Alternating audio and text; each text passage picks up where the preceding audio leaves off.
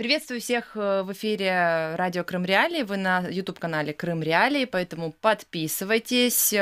Все, кто уже посмотрел тему нашей программы, мы сегодня будем говорить о том, за что преследуют активистов и гражданских журналистов на полуострове. Вы можете пользоваться случаем и писать в комментариях, собственно, что думаете по поводу того, что услышали. Самое главное, собственно, вот те истории, о которых мы сегодня расскажем, вообще их, конечно, в Крыму много, но расскажем мы сегодня вам о нескольких таких вот моментах. Вы можете написать в комментариях, знаете ли что-то вы, слышали ли что-то вы об этом.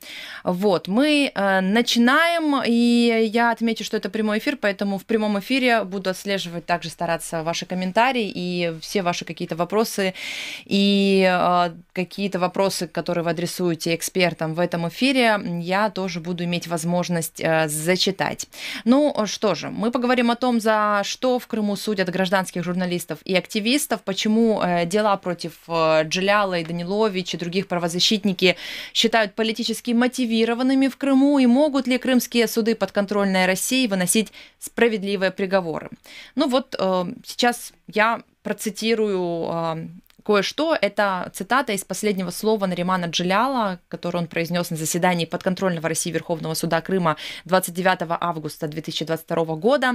«Мой арест имел целью не только месть со стороны российского государства за желание и способность выражать свое мнение и отношение к происходящим событиям, но и стремление вселить страх в людей, разделяющих подобные моим убеждения и ценности. Как сегодня сотнями преследуют в России людей по ложным обвинениям лишь за то, что они хотят мира в своей и соседней странам, в первую очередь Украине». Это цитата, еще раз напомню, Наримана Джиляла. Полную версию, вот весь текст последнего слова Наримана Джиляла вы можете найти на сайте Крым Реалии, кстати говоря, и если у вас он заблокирован, вы можете воспользоваться VPN. Ну, давайте посмотрим дело Джиляла. Что это? Очень короткий фрагмент из тех многочисленных материалов, которые есть также у нас на YouTube-канале Крым Реалии, на сайте Крым Реалии. Мы сейчас процитируем, возможно, вам станет интереснее, вы посмотрите больше материалов на наших страницах. Ну вот дело Джиляла, как оно начиналось, почему, что случилось, и это, кстати, случилось год тому назад. Вот давайте увидим. Ворвались около 12 людей в масках. Нас с 4 детьми заблокировали в отдельной комнате.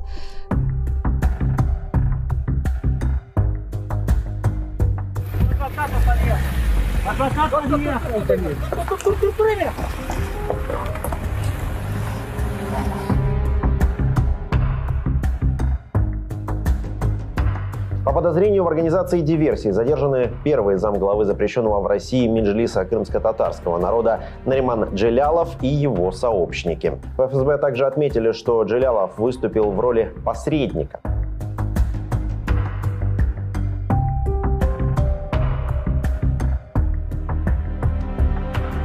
Крым, к сожалению, продолжает оставаться территорией, где фиксируются многочисленные нарушения прав человека со стороны российского государства.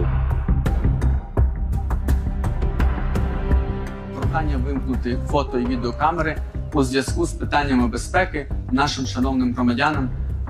Треба повертатися потім додому, до рідного Криму. It's a big privilege and honor for me to give the word to Mr. Nariman Djilalov.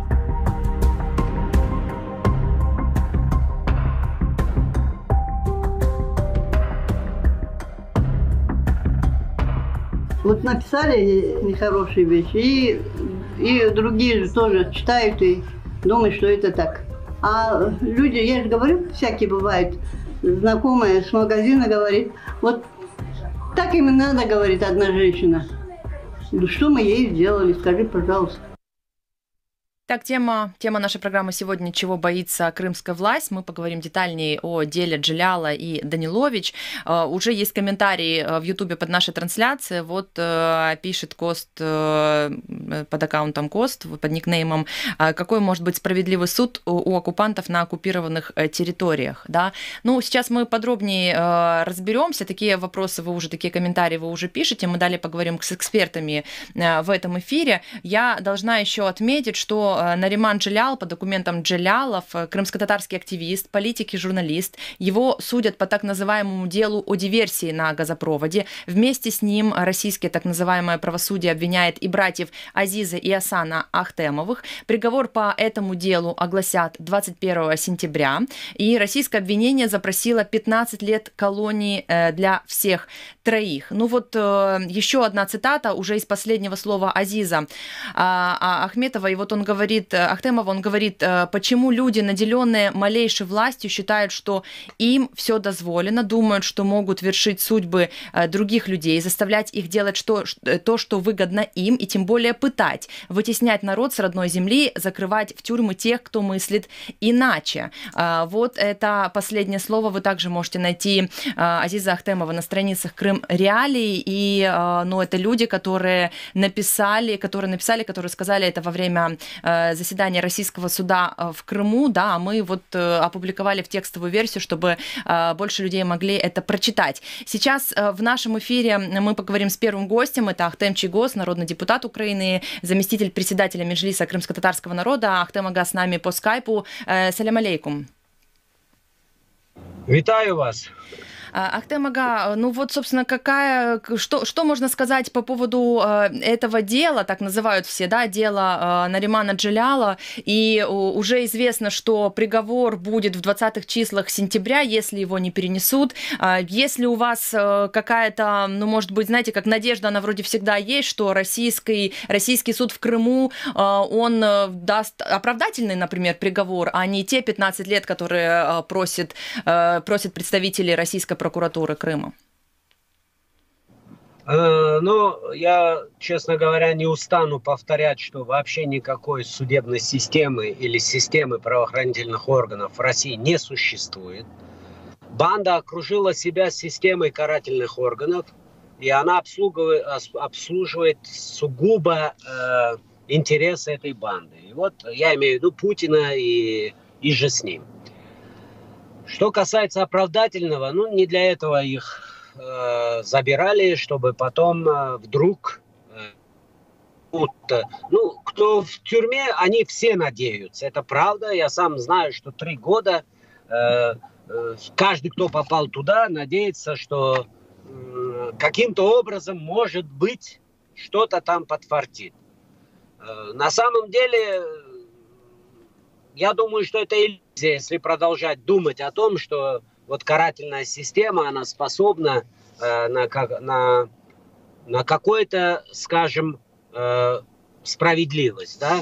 Поэтому и дело, так называемое дело, которое шили кровавыми нитками, потому что у каждого за это время, пока ты находишься в тюрьме, в заложниках, по политическим мотивам, естественно, умирают близкие, и все это кровь на их руках, понимаете? А ты вынужден находиться там и понимать, что это ты платишь такую цену, пока что еще не своей крови, но кровью близких, страданиями близких, тем, что дети у тебя взрослеют, когда ты их потом видишь через много лет, что они уже взрослые и так далее, и так далее.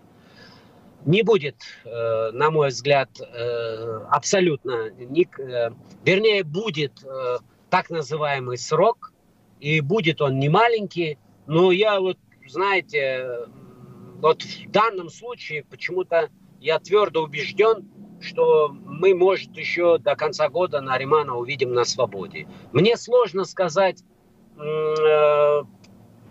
про... двух наших соотечественников, потому что, скажем так, будет ли это коллективное такое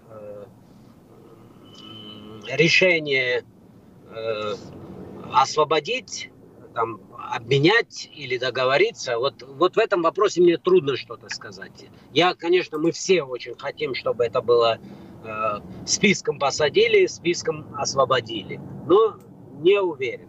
Но вот по Нариману что-то у меня есть такое, скажем, стойкое убеждение. Оно основывается на том, что уж слишком ситуация сменилась изменилось, выбачьте, с прошлого года, обстоятельства изменились, и они в пользу Наримана, в пользу нас всех, потому что война идет жестокая, но с нашими явными и победой, да. Поэтому, сейчас нет такой концентрации вокруг этого вопроса. И я 2 или 3 дня назад связывался с СИЗО, и мы там не напрямую, но обменялись там приветствиями. И не только с Нариманом, я стараюсь и сегодня поддерживать там, кто ко мне обращается, вот, например, Алексей Алексеевич, там, военный наш, которого с Херсона отправили.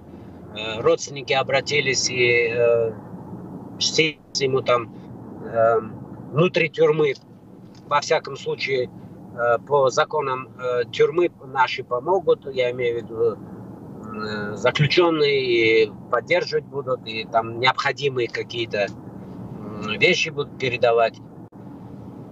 Вот так.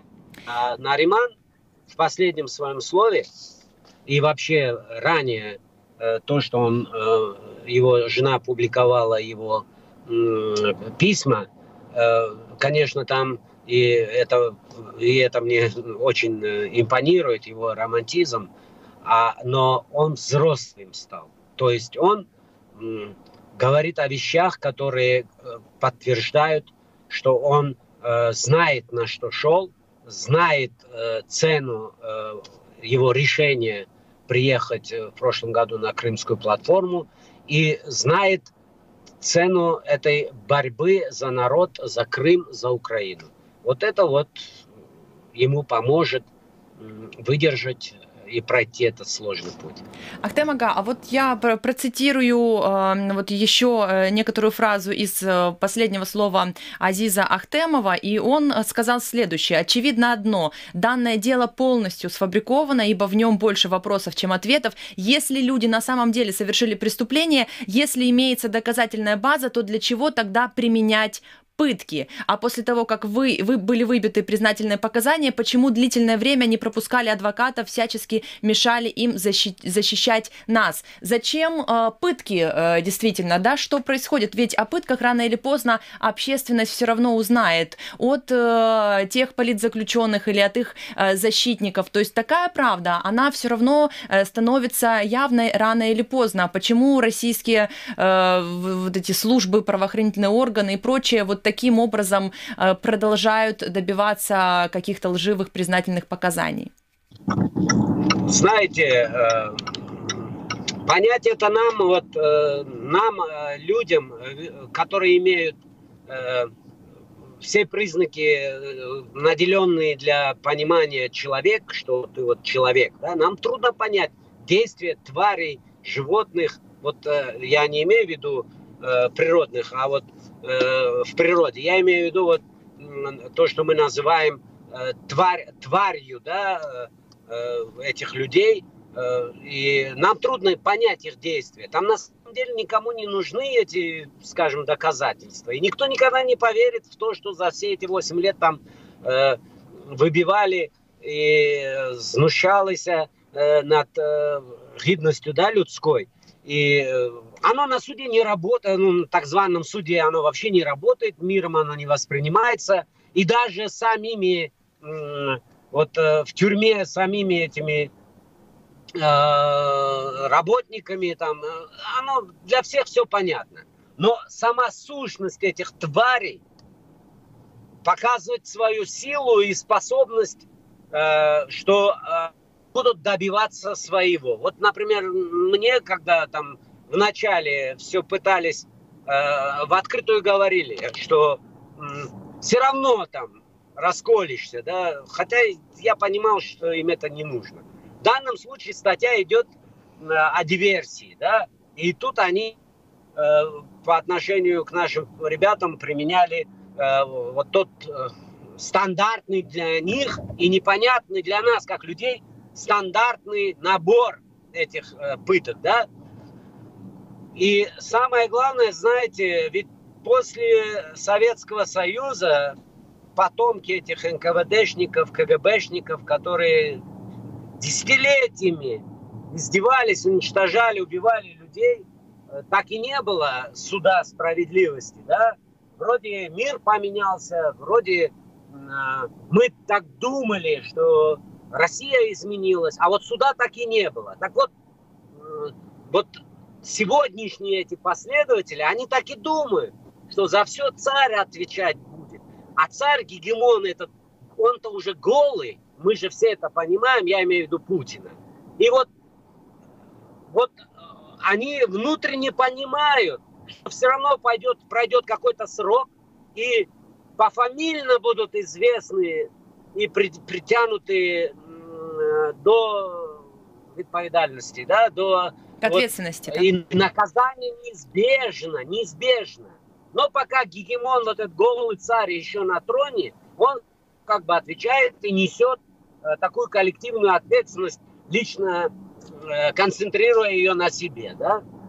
Но я помню, знаете, у меня был интересный разговор со старшим следователем особой группы Никель. Ему было 32, на тот момент 32 года, мне 52. Вот понимаете, я понял, что они живут сегодняшним днем, и для них 10-15 лет это так далеко, что даже они не заморачиваются, они готовы сегодня свои руки в крови обмазать, а что там будет с 15 лет, они не понимают, им это не надо.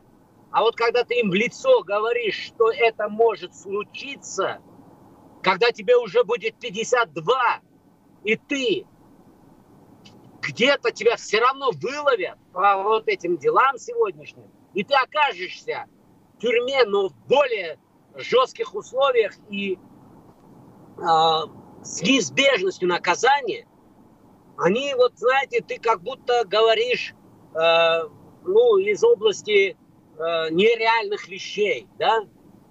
Поэтому что сказать? Я знаю, что точно наказание будет, оно неизбежно. И вот то, что мы все мониторим и записываем, здесь на материке открываем уголовные дела, все фамилии фиксируем, это очень правильно. Потому что когда завтра, а это завтра после событий двух недель на юге, наши активности показывают уже, что это завтра очень быстро наступит. Часть из них убежит куда-то, попытается спрятаться, но с освобождением юга рухнет вот эта гегемония Путина. А значит, всех достанут, до всех руки дотянутся, где бы там он ни прятался. Вот это что ждет их. Спасибо большое, Ахтем Ага, за то, что нашли время, включились к нам в эфир и поделились своим мнением. Я напомню, что по скайпу к нам в эфир включился Ахтем Чийгоз, народный депутат Украины, заместитель председателя Меджлиса крымско-татарского народа. И если вы слушаете нас в Крыму, вам показалось, что о вас в этом эфире идет речь, и вы имеете отношение к правоохранительной системе подконтрольной России Крыма сегодня, и вам есть что ответить, вы можете это сделать, связаться с нашей редакцией, потому что редакция Крым Реалии неоднократно обращалась в российские органы за комментариями по разным делам относительно политзаключенных. Ответа, конечно, нет. Все, что у нас есть, это официальные сводки российской крымской власти относительно того, так называемого дела или другого. Да, но если вам действительно есть что рассказать, может быть, даже анонимно вы хотите поделиться какой-то информацией, тем, как происходит работа правоохранительной системы российской в Крыму сегодня, вы всегда можете это сделать. На сайте Крым Реалии есть адрес редакции. Но я напомню, что тема нашей программы, мы сегодня говорим, собственно, о том, что происходит, чего боится крымская власть, и разбираемся в деле Джиляла и, собственно, братьев Ахтемовых. И про Ирину Данилович сейчас поговорим подробнее. Опять же, напишите в комментариях, знаете ли вы, например, кто такая Ирина Данилович. А я постараюсь вам как-то рассказать вот вкратце в этом эфире, но вы можете больше информации всегда найти на наших страницах. В Ютубе есть видеоматериалы на сайте Крым Реалии. Если сайт у вас не работает, потому что его в Крыму блокируют разные провайдеры, вы можете пользоваться Псифоном. Так вот, что случилось также в эти дни, почему мы объединили эти темы? Дело в том, что в Крыму, мы об этом рассказывали, была арестована медсестра, гражданская журналистка и активистка Ирина Данилович. ФСБ России обвинила ее в изготовлении взрывного устройства с медицинскими иглами. И согласно обвинительному заключению, ее, вот, собственно, обвиняют в том, что она, значит, соорудила, изготовила взрывное устройство из взрывчатого вещества и поражающих элементов, медицинских иголок, и хранила его при себе. Ирина Данилович после оглашения обвинительного заключения заявила, что вину она не признает. Ну и ранее также Крым Реалии сообщали, что российский суд Крыма, в Киевский районный суд, если быть конкретнее, Симферополя, продлил арест Ирине Данилович до 6 сентября. Позже Ирина в письменном обращении, переданном в редакцию Крым Реалии, сообщила об агрессивных и противоправных действиях в отношении себя со стороны сотрудников ФСБ России. 11 мая, я напомню, официально подтвердилась информация о том, что Ирина Данилович, местонахождение которой было неизвестно с 29 апреля, удерживается в СИЗО Симферополя. Но вот отец Ирины, Бронислав Данилович, долго не знал, где находится его дочь, что с ней. К нему приходили домой с обыском, никаких документов, подтверждающих это и объясняющих, что вообще случилось, ему не предоставили. И вот крымскую активистку, блогера, медсестру Ирину Данилович, как общественность узнала позже, 8 дней держали в подвале управления ФСБ России в Симферополе. Так утверждает адвокат Айдер Азаматов. Ирина сообщила ему, что ей надевали мешок на голову, угрожали вывести ее в лес в Мариуполь. Что могло послужить причиной преследования Ирины? Вот, например, рассуждает ее отец Бронислав Данилович. Давайте послушаем. Это у нее было хобби. Она не могла органически эти вещи переваривать. Быть лидером зародилось с детства. Второе, она дружественная была. Она всегда старалась каждому подставить плечо, помочь. И вот поэтому она туда, и, скорее всего, в эту борьбу и пошла. Занимается она журналистикой и любит ее. И участвует во всех этих мероприятиях, пытается показать, где врут, где не врут, где правда, где ложь, где обман, где прочее. Это она нам рассказывала. И она говорит, я не могу, пусть мне даже что-нибудь и сделают нехорошее, плохое, но я все равно буду бороться за справедливость. Вот это она часто говорила. Нельзя, людей я понимаю, что они боятся правду сказать. Моя хата с краю, другой раз. Вот это не проходит. И поэтому она вела такую журналистскую работу. Вот, собственно, мы услышали отца Ирины, Бронислава Даниловича, который рассказывает, ну, вот чем занималась Ирина, что она гражданским активизмом занималась, просто хотела изменить что-то к лучшему и не могла молчать. С нами сейчас на связи руководитель Крымской правозащитной группы Ольга Скрипник. Оля, приветствую вас. Так, доброго дня. Оля, скажите, что вообще происходит в Крыму? То есть политические преследования гражданских активистов, журналистов, они продолжаются, как мы видим, и российские суды в Крыму продолжают выносить приговоры. Но вот что характерно, мы сегодня говорим детальнее о деле так называемом Наримана Джелялова, да, и братьев Ахтемовых. И вот Ирина Данилович, и там вот люди говорят о том, что были пытки, к ним применялись пытки. С Ириной вообще 8 дней никто не знал, где она находится, что с ней происходит, никто вплоть до родных. Неужели так массово применяются пытки, и почему это происходит? Ведь рано или поздно об этом узнает общественность, и недоверие, то есть доверие к российским правоохранным органам в Крыму может как бы пошатнуться. Зачем они это делают? Ну, дело в том, что российская система никогда не ставила себе целью доверия от обычных граждан.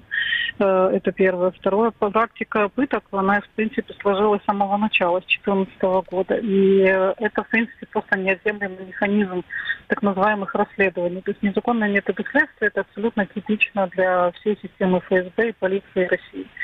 И просто эта система перекочевала в Крым, и она стала еще хуже, потому что она абсолютно безнаказанная. Наша организация, Крымская правозащитная группа, например, делала обзор всех решений суда по привлечению к ответственности за превышение служебных полномочий. Так вот, никого за пытки и за превышение полномочий ни разу не привлекали к ответственности. Вот. Хотя мы все с вами знаем, да, через какие пытки проходили все, начиная от Олега Сенцова, Александра Костенко, да, и даже методы в отношении Ирины Данилович, да, девушки, которую 8 дней поддержали в подвалах ФСБ, запугивая ее, да, психологически давя, что тоже является пытками. Более того, ей угрожали даже вывести ее в Мариуполь, заблокированный Российской Федерацией, и так далее. То, в принципе, что касается пыток, это абсолютно типичная практика. Почему она еще настолько распространена в Крыму, особенно в политических делах, как, допустим, да, Наримана Джеляла, Иры Данилович, так называемых шпионов, да, и так далее. Потому что это все связано с тем, что эти дела сфабрикованы. То есть там нет никаких доказательств. Все это дело строится как раз именно на пытках, чтобы выбить из человека признательные показания. И это используется в материалах дела как единственное, по сути, доказательство. Вот. И второе, такие признательные постановочные сведения после пыток часто используют в российской пропаганде. Очень часто мы видели с вами видео, да, записанные после таких пыток, где люди создаются в разных там якобы совершенных ими преступлениях. Вот и все, потому что дело Ирины Данилович, ну, оно вообще абсурдное, да, изготовление там взрывчатого вещества, еще и с иголками. Ну вот, понятное дело, что это было сфабриковано после 8 дней удержания, по сути, в плену, да, в подвале ФСБ, потому что ее оформили только 7 мая ее задержания, а она была похищена ФСБ еще 29-го. Поэтому так часто мы с вами видим пытки. Причина основная – это безнаказанность и фабрикация уголовных дел. Оля, а что можно, как вы, как правозащитники, и как там в Крыму можно вообще что-то сделать с этим делом Ирины Данилович, потому что вот к нам включался Ахтем Чийгоз, и даже в деле Наримана Джеляла он говорит, что у него есть надежда на то, что Наримана Джеляла можно каким-то обменом, например, обменять. Насчет братьев Ахтемовых, ну, большое сомнение. Тут же всегда еще очень важна вот эта вот история, политический вес, скажем так, да, персоналей, потому что в тюрьмах, в том числе там в крымских СИЗО и в российских тюрьмах крымчан, к сожалению, находится по политически мотивированным делам очень много, но общественность массово не знает всех этих имен, да. Вот по Ирине Данилович, что можно сегодня сделать, как следить за этой ситуацией, и есть ли надежда, что может быть какой-то оправдательный приговор в отношении ее? Ну, первое и самое важное. Единственное условие, которое может помочь спасти политзаключенных и освободить их, это деоккупация Крыма. Да, и мы все верим в наши сбройные силы Украины. Это, в принципе, единственное условие. Пока там будет Россия, там будут заложники, там всегда будут политически мотивированные дела. Что касается отдельного кейса, да, конечно, чем больше внимания к какому-то делу, конкретному человеку, больше шансов. Сейчас в целом на фоне полномасштабной войны вообще вести переговоры об освобождении, тем более крымских политзаключенных, крайне сложно. Но то, что мы делаем как правозащитники, мы пытаемся всегда привлечь максимальное внимание всех международных структур и, и известных политиков, которые могут обращаться к Российской Федерации и требовать ее освобождения или обмена. Но нужно понимать реалии, да, что сегодня это крайне сложно. Впереди еще будет, например, Крымский саммит парламентский, и мы тоже надеемся, что парламенты разных стран, которые поддерживают Крымскую платформу, присоединятся к этой кампании по освобождению Иры Данилович. Но, опять же, пока там будет Российская Федерация, гарантии освободить их людей, а тем более гарантии, что не появятся новые политзаключенные, у нас нет.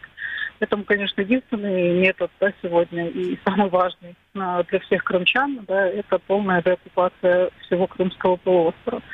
Вот. Но, конечно, очень важно, чтобы эти дела оставались известными как для украинской власти, да, чтобы омбудсман, чтобы и президент лично называл эти имена. Потому что все-таки, когда были обмены, да, как с Олегом Сенцовым или Володей Балухом, да, это были те имена, которые действительно известны и для украинской власти, и для международного сообщества. Но, увы, сегодня условия гораздо сложнее у нас стали в связи с полномасштабным вторжением. Ольга, спасибо вам большое за то, что включились к нам в эфир. Я напомню, что мы общались с руководителем Крымской правозащитной группы. Ольга Скрипник подключалась к нам. Если у вас есть какая-то информация в отношении вот каких-то вот дел, которые вы считаете политически мотивированными в Крыму, может быть, это ваши знакомые, родные, друзья, но об этом деле, об этой ситуации сложившейся неизвестно вот так вот публично, а вы хотели бы об этом рассказать, вы можете обращаться в редакцию Крым Реалии и поведать эти истории, в том числе, безусловно, анонимно. Мы проверим эту информацию. Нашу почту электронную можно найти на сайте Крым Реалии. Пожалуйста, обращайтесь, потому что действительно не обо всех подобных вот делах может знать общественность, и благодаря работе журналистов независимых об этом как раз и узнают. Ну и сейчас мы продолжим тему нашего разговора. Я слежу за комментариями также в Ютубе. Чего боится крымская власть, делать Джелялов и Данилович? Мы об этом говорим подробнее. Те кадры, которые вы видели с Ириной Данилович, они, конечно, уникальны, потому что Ирина Данилович, вот вы видели архив 2017 года, она не боялась давать комментарии журналистам, рассказывать о том, что происходит с медицинской системой, в том числе. Во время пандемии коронавируса она информировала также общественность, что происходит вообще, как борется или нет крымская власть с тем же коронавирусом. И достаточно активна ее позиция с точки зрения информирования была, поэтому эти кадры в редакции Крым Реалии сохранились, и вы можете посмотреть их и посмотреть больше сюжетов, материалов, которые делали наши коллеги на YouTube-канале Крым Реалии. Мы продолжаем наш эфир, и сейчас мы поговорим со следующим гостем. Это Алим Алиев, заместитель гендиректора Украинского института. Алим, салям алейкум. Алейкум салям. Рада видеть тебя по скайпу в нашем эфире. Наши зрители могут задавать вопросы, я буду следить за этим. Ну, собственно, есть у нас, как обычно, политические такие в комментариях позиции. Кто говорит, что Крым Украина, кто говорит, что Крым Россия. Но вот также, например, есть комментарий о том, что чтобы обменять Наримана Джелялова, это нужно, чтобы украинские военные в плен взяли каких-то очень важных особ, ФСБшников, важных для России, да, чтобы, ну, в противовес какой-то был. Я бы хотела поговорить, то есть, и о деле Данилович, чтобы ты прокомментировал и дело Наримана Джелялова, и братьях Ахтемовых. И тут вот такой вот момент. Недавно в интервью нам Мустафа Джемилев, лидер крымско-татарского народа и народный депутат, он сказал о том, что поднимет вопрос освобождения Наримана Джелялова на встрече с президентом Турции Реджепом Таипом Эрдоганом, и что вот есть надежда, что какие-то механизмы по обмену все-таки могут быть. Давай послушаем вместе Мустафу Ага и потом вернемся к разговору. В крымской платформе Зеленский очень хорошо говорил о Наримане Джелялове, цитировал его письма, потом еще в выступлениях некоторых его имя тоже прозвучало. Это очень хорошо. Я потом разговаривал с его супругой, она так довольна, что вот и не забывает. Это действительно очень мужественный человек, сидя в тюрьме, там у них в логове делать такие заявления об оккупации, это, ну, молодчина, одним словом. Я думаю, вот в ближайшее время, опять-таки, я, наверное, увижусь с Эрдоганом, буду говорить, что он может сделать в этом плане. Там, в соответствии с Женевской конвенцией, не помню какого года, там есть такая процедура, если, скажем, какая-то третья сторона берет на себя попечительство, кого-то там забирает его к себе. Это в основном касается военных пленных. Но как будет с этими правозащитниками, одним словом, надо обсудить. Будем говорить на эту тему. Но очень трудно что-то вырвать у Путина. Очень трудно что-то вырвать у Путина, сказал Мустафа Джемилев. Полную версию интервью вы можете найти на нашей YouTube-странице. Алим Алиев, замгендиректора Украинского института, с нами на связи. Какие надежды, есть ли надежды у тебя на то, что возможно вырвать Наримана Джелялова, например, из рук Путина? У меня, естественно, есть надежды, и надежды вырвать не только Наримана Джелялова, но и других политзаключенных, которые сегодня находятся в местах несвободы, как в Крыму, так и в России, потому что мы понимаем, что эти люди в первую очередь находятся там из-за того, что они имеют альтернативную точку зрения, они имели активную гражданскую позицию, и они ее высказывали. И поэтому репрессивная машина оккупантов в первую очередь под свой каток кидает именно таких людей. У меня нет сомнений, что в ближайшее время наши сограждане будут с нами вместе на свободе, но при этом сейчас очень важно давать их делам, их судьбам общественный резонанс и громкий голос, потому что мы видим, насколько сегодня полномасштабная война, да, которая разрушает города, разрушает судьбы людей, прокатывается по всей Украине. Да? Поэтому, чтобы и наши политзаключенные крымские были освещены как в украинских, так и в международной повестке дня, важно говорить о них. Да? Поэтому вот один из механизмов, который был запущен коллегами из Украинского ПЕН-центра и организации ЗМИНа, это такой механизм, когда украинцы, писатели, поэты, журналисты, правозащитники становятся голосами тех, кто сегодня не может высказать свой голос, находясь в тюрьмах. Вот как, например, буквально недавно я стал амбассадором Ирины Данилович. Да, вот хочется еще вот такой вот момент уточнить, потому что на Крымской платформе, например, много времени действительно уделили Нариману Джелялову, о нем говорил президент Украины Владимир Зеленский, там были и ролики, да, и все участники Крымской платформы, а это около 60 представителей государств и международных организаций, да, со всего мира, и люди услышали эти истории. Ты много общаешься с представителями там других стран, с дипломатами, в том числе, с политиками, с активистами. Вот эти вот истории крымчан, которые, несмотря на то, что они понимают за их действия, за их активизм, за то, что они говорят правду, за то, что они говорят то, что думают, за ними могут прийти с обысками. Это очень четко понимала Нариман Джелялов, его супруга об этом рассказывает. Это осознавала Ирина Данилович, которая столько лет комментировала происходящее в Крыму и очевидно, что знала, понимала, что происходит вокруг, что к ней могут тоже прийти.